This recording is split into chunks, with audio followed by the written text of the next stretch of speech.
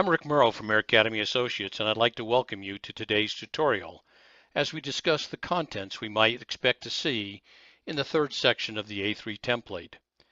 As you know, Vision 1 is using the improvement methodology DMAIC. So the third section is entitled Analyze. In the DMAIC methodology, the purpose of the Analyze phase is to determine root cause or causes. If a gap exists between the voice of the customer and patient, and what the process is capable of delivering, also known as the voice of the process. The tools of DMAIC were introduced in the Define tutorial. For this tutorial, as well as each of the subsequent tutorials, we will first look at the list of many possible tools available for use, and then we will address some of the more common ones that you will see used in the specific phase we are addressing. For the Analyze phase, we see tools such as brainstorming, cause and effect, BOXPLOTS, PARETO charts, and others. The Vision 1 recommended tools are a subset of the total listing. Subsequent slides will address these tools in limited detail, as this should be a review of the tools you learned during the Green Belt or Black Belt course. Because the space available in Section 3 is limited, it is important that the team that is completing the A3 include the vital information that will fit in the area provided. All other information or additional tools that were used by the team should be included as supplemental documentation attached to the A3 report. We will now turn our attention to some of the tools that can assist the team in the Analyze phase. Here is an example of how to use a PARETO chart, as it stratifies the data and helps us prioritize. We are looking at barriers to heart failure management. Heart failure is the #1 reason for discharge for veterans treated within the VA healthcare system. The cost of heart failure care is high and will remain a significant concern for the U.S. healthcare system. Currently, the VA uses the top-level heart failure measure known as congestive heart failure in patient measure 19. This PARETO chart shows common barriers to proper heart failure management. If this represents data at a typical medical center, the team can use the prioritization of the barriers. If the team has limited resources or time availability, from this chart it can be seen which barriers should be attacked first. A histogram is a representation of the distribution of numerical data. It is an estimate of the probability distribution of a continuous variable.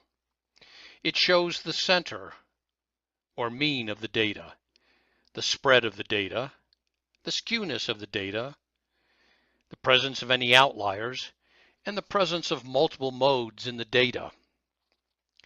This histogram represents data on patient length of stay. We can visually see where the bulk of the data lies. This distribution is skewed to the right, but it is pretty close to a normal distribution.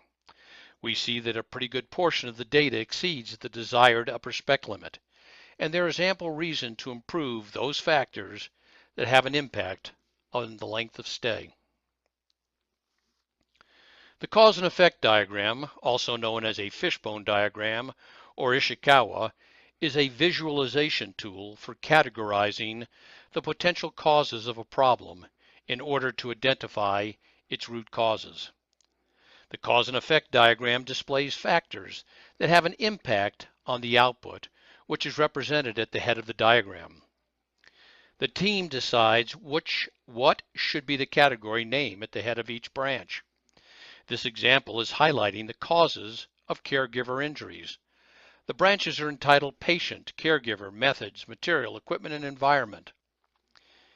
The types of injuries the team is interested in are injuries that occur when the caregiver is involved in positioning the patient. A method that is used to populate the bones of the branches is brainstorming. Based on data and subject matter experts, which are typically team members, the team can use other tools to prioritize the factors that are placed on each branch. 5 whys is an iterative, interrogative technique that can be used to explore the cause and effect relationships underlying a particular problem. The primary goal of the technique is to determine the root cause of a defect or problem by repeating the question, why? Each answer forms the basis of the next question. There is not a fast rule that why has to be asked 5 times. However, that's a fairly reasonable expectation in terms of arriving at a potential root cause of the problem. Not all problems have a single root cause. If one wishes to uncover multiple root causes, the method must be repeated, asking a different sequence of questions each time. The method provides no hard and fast rules about what lines of questions to explore, or how long to continue the search for additional root causes. Thus, even when the method is closely followed, the outcome still depends upon the knowledge and persistence of the people involved. In this example, the problem is the patient's diagnosis of skin cancer was delayed. Why was it delayed? Answer: because the oncologist did not make the diagnosis timely. Next logical question: why didn't the oncologist make the diagnosis timely? Because the oncologist did not receive the excision biopsy report. Why didn't the oncologist receive the report? Because it was not sent. Next logical question: why was the report not sent to the oncologist? Answer: because it was filed in the patient's medical record. Why was the report filed in the medical records? Answer: because the current process dictates filing the report and sending it to the oncologist just prior to the appointment. We believe we have arrived at root causes. In the improve phase, we will probably find that one potential solution is to revise the process so that the oncologist pulls the report from pathology. A scatter plot reveals the relationship between two variables. We will call them X and Y. Such relationships manifest themselves by any non-random structure in the plot. Scatter plots can provide answers to the following questions. Are variables X and Y related? If they are they related linearly or non-linearly? Does the variation in Y change depend upon X? Are there any outliers? The correlation coefficient, R,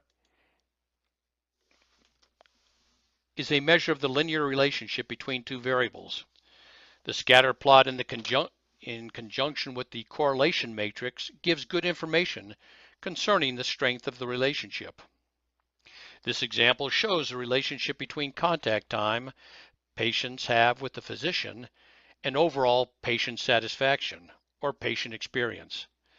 The value of the correlation coefficient indicates that there is a strong linear relationship between the two variables.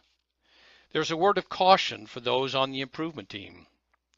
Correlation does not necessarily equal causality. In many cases it is true, but not in all. You would have to use other tools such as design of experiments to prove causality.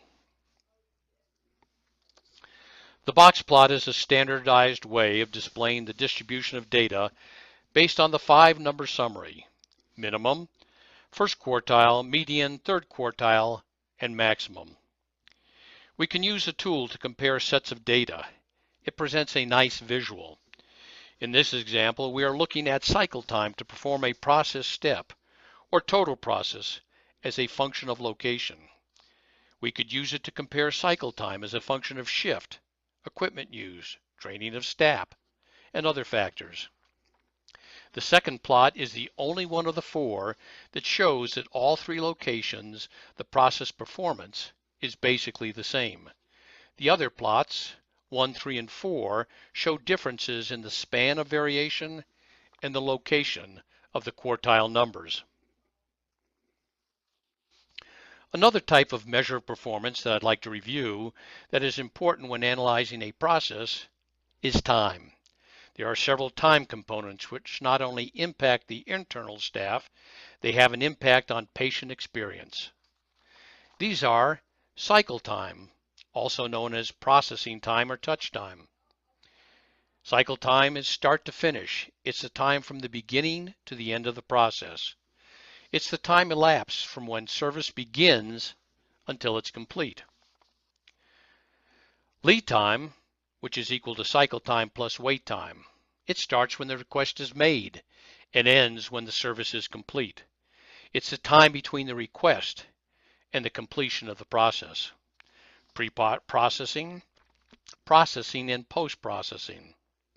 Many times it makes more sense to first go after the wait time, which is pure waste, and reduce or eliminate it, and then go after the cycle time or value-added activity. Setup time. Setup time is a subset of cycle time. It's the time required to prepare a device, piece of equipment, process, or system for it to be ready to function and to be reused. We reduce setup time, we reduce lead time. A German term which means the beat of the drum is TAKT time. It represents the voice of the customer. Once the team knows the TAKT time, the goal should be to get the cycle times for the process steps down to below the TAKT time. In this example, if my TAKT time is 27 minutes, then each component cycle time should be less than that value. The goal should actually be less than 90% of TAKT time. Let's look at the analyze phase of the project ID number 161 to see the content that was selected by the team to put on the A3. Once again, the team can only highlight so much in the space allowed in the A3 template. Supporting documentation would accompany the A3. The A3 report here includes bar charts, run charts, cause and effects diagram, and more bar charts.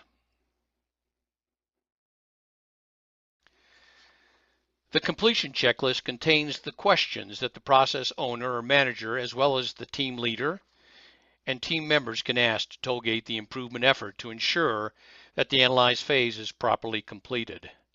By following this checklist approach, by the time all the questions have been answered in the affirmative, the team can be confident that it is time to move to the next phase in the improvement methodology, which is the improvement phase. Thank you for attending our tutorial today. I look forward to having you back again for the next A3 tutorial, which addresses the A3 report and the improvement phase. Good day.